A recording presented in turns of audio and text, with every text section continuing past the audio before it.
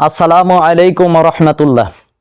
আলহামদুলিল্লাহি রাব্বিল আলামিন ওয়াল আকিবাতু লিল মুত্তাকিন ওয়াসসালাতু ওয়াসসালামু আলা রাসূলিহিল কারীম ওয়া আলা আলিহি ওয়া আসহাবিহি আজমাইন। আম্মা বা'দু ফাউযু বিল্লাহি মিনাশ শাইতানির রাজীম। বিসমিল্লাহির রহমানির রহিম। ফাসাল্লি লিরাব্বিকা ওয়ানহার ইন্না শানিয়াকা হুয়াল আবতার। আজকের আলোচনার বিষয়, যে সকল সমস্যা থাকলে কুরবানি হবে না।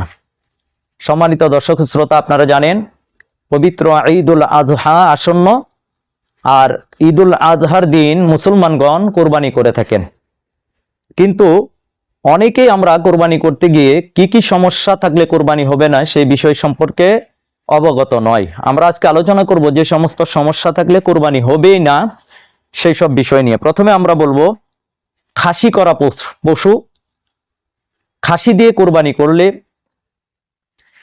অথবা যে সমস্ত পশুকে খাসি করা হয়েছে সে সমস্ত পশু কোরবানি করলে হবে না।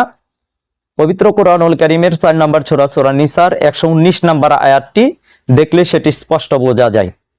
কেননা আল্লাহ রাসূল সাল্লাল্লাহু আলাইহি ওয়াসাল্লাম পশুকে খাসি করতেই নিষেধ করেছেন।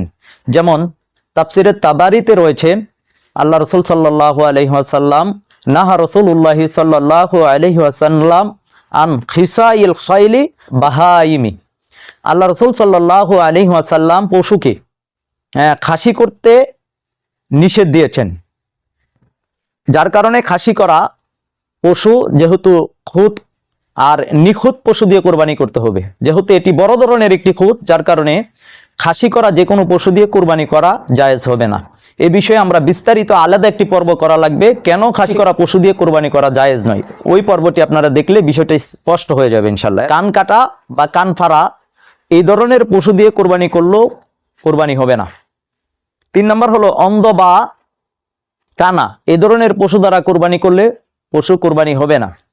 অসুস্থতা যা সুস্পষ্টভাবে দৃশ্যমান সেটি দিয়ে পশু কোরবানি করলেও পশু কোরবানি হবে না। 4 প্রকারের পশু কোরবানি করা বৈধ নয়, যে ব্যাপারে হাদিস শরীফের মধ্যে স্পষ্টই বর্ণনা এসেছে। যেমনটি কানা পশু যার কানা হওয়ার বিষয়টি সুস্পষ্ট এবং রুগ্ন যার রোগ হওয়া সুস্পষ্ট, খুরা পশু যার খুরা হওয়া সুস্পষ্ট এবং দুর্বল যার হাড়ে মজ্জা পর্যন্ত নেই, এই ধরনের পশু দিয়ে কোরবানি করা হবে না, জায়েজ হবে না। এরপর 5 নম্বর খুরা বা ল্যাংরা। 6 নম্বর হলো দুর্বল বা একেবারে জীর্ণ শীর্ণ। 7 নম্বর হলো শিং ভাঙ্গা। 8 নম্বর হচ্ছে লেজ কাটা। এই সমস্ত পশু দিয়ে কোরবানি করলে কোরবানি জায়েজ হবে না। কেননা আল্লাহ রাসূল সাল্লাল্লাহু আলাইহি ওয়াসাল্লাম নিখুঁত এবং পছন্দের পশুকে কোরবানি করার জন্য নির্দেশনা দিয়েছেন। যদিও মাযহাবের কিতাবগুলোতে আপনার শিং কতটুকু ভাঙ্গা থাকলে কোরবানি হবে না এই বিষয়ে বর্ণনা এসেছে, লেজ কতটুকু কাটা থাকলে কোরবানি হবে না এই বিষয় নিয়ে আলোচনা এসেছে। তো আমরা বলবো যে সমস্ত পশুর মধ্যে খুদ রয়েছে সেই সমস্ত পশু কোরবানি করলে কোরবানি হবে না, নিখুঁত দেখে কোরবানি দিতে হবে। আল্লাহ রাসূল সাল্লাল্লাহু আলাইহি ওয়াসাল্লাম নিখুঁত পশু কোরবানি করার জন্য উৎসাহিত করেছেন। এজন্য এই মাসআলাগুলো খেয়াল করা লাগবে, কারণ অনেকেই গোশত খাওয়ার উদ্দেশ্যে কোরবানি করতে চায়। গোশত খাওয়ার উদ্দেশ্যে কোরবানি করলে কোরবানি হবে না। নিয়ত থাকতে হবে একমাত্র আল্লাহ তাআলাকে সন্তুষ্ট করা। এজন্য বুখারীতে এসেছে ইন্নামাল আমালু বিন্নিয়াত, প্রত্যেকটা কর্মই মানুষের নিয়তের উপর নির্ভরশীল। এজন্য প্রথমেই নিয়ত করা লাগবে যে কোরবানি করব আমরা আল্লাহ তাআলাকে সন্তুষ্ট করার জন্য। ইন্না সলাতি ওয়া নুসুকি ওয়া মাহইয়ায়া ওয়া মামাতি লিল্লাহি রাব্বিল আলামিন। নিশ্চয় আমার সলাত, আমার কোরবানি, আমার জীবন মরণ আল্লাহ তাআলার জন্য। এজন্য আমাদের কোরবানি হতে হবে আল্লাহ তাআলার জন্য। শুধু গোশত খাওয়ার উদ্দেশ্যে যদি কেউ কোরবানি করে কোরবানি হবে না। কোরবানি করতে হবে আল্লাহ তাআলাকে সন্তুষ্ট করার জন্য। আল্লাহ তাআলার উদ্দেশ্যে উৎসর্গ করা লাগবে, ত্যাগ স্বীকার করা লাগবে। কোরবানি থেকে শিক্ষা নিতে হবে কোরবানির আসল উদ্দেশ্যটা কি। উদ্দেশ্য হচ্ছে যে মানুষের জীবন এবং মরণ সব কিছু আল্লাহর জন্য।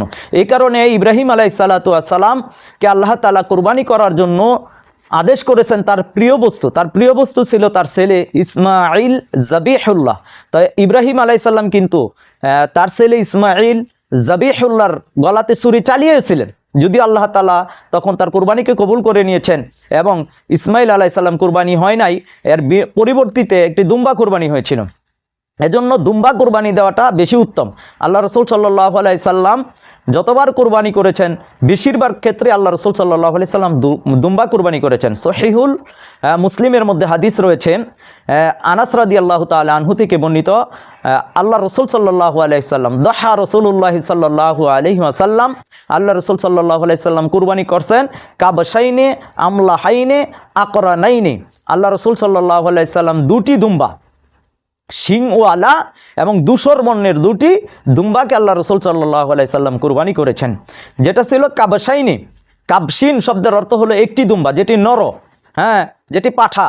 ওই পাঠা দিয়ে, অর্থাৎ যেটা খাসি করা ছিল না, সেই ধরনের পশুকে আল্লাহ রসুল সাল্লাল্লাহু আলাইহি সাল্লাম কুরবানি করেছেন। আমলা হাইনে শিংওয়ালা, দুই শিংওয়ালা, আকরানাইনে ধূসর বর্ণের, তা এবং সুন্দর চকচকে আল্লাহ রসুল সাল্লাল্লাহু আলাইহি ওয়াসাল্লাম নিখুঁত দেখে কোরবানি দিয়েছিলেন।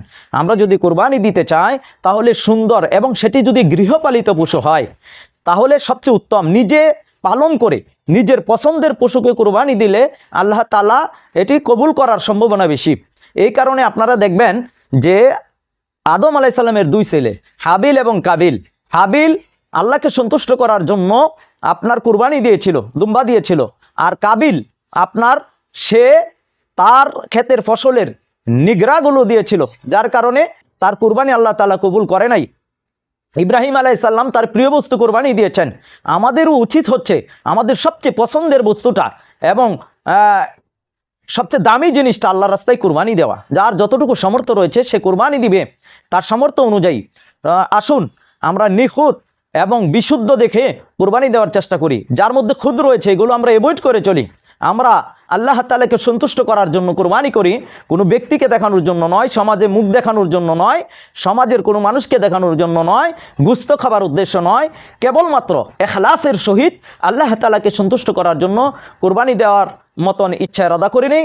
আল্লাহ তাআলা গোটা বিশ্বের মুসলিমদের কুরবানিকে কবুল করুন, আমিন ইয়া রাব্বাল আলামিন। আসসালামু আলাইকুম ওয়া রাহমাতুল্লাহ।